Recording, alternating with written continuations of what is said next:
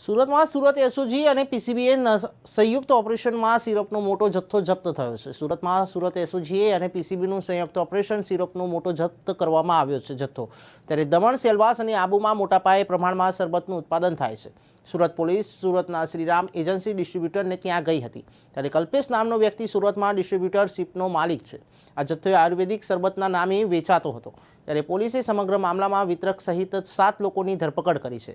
ખુલ્લેઆમ વેચાતી ચાસણીમાંથી 11% વધુ આલ્કોહોલ મળી આવ્યો હતો। આ શરબતમાં આલ્કોહોલનું પ્રમાણ ઔષધીય પ્રમાણ કરતાં વધુ છે। ત્યારે અગાઉ દેવભૂમિ દ્વારકામાં પણ આવા શરબતનું કન્સાઇનમેન્ટ ઝડપાયું હતું, તેનામાં પણ વધુમાં માત્રામાં આલ્કોહોલ મળી આવ્યો હતો।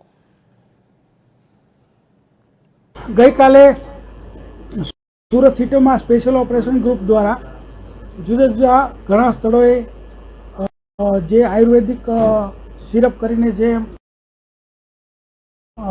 એક મળે છે સીલબંધ બોટલ, એ બાબતે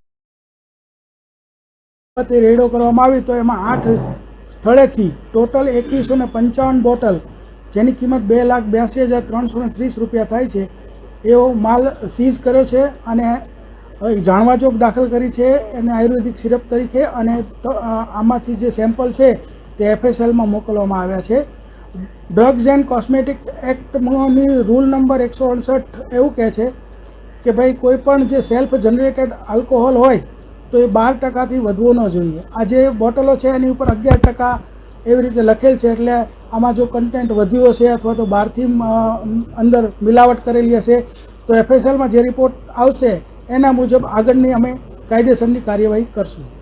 પોલીસને આખા મામલે શું શંકા હતી, કયા શંકાના આધારે આ રેડ કરવામાં આવી છે અને કયા બેઝ પર આ કંપનીની બોટલો જપ્ત કરવામાં આવી છે?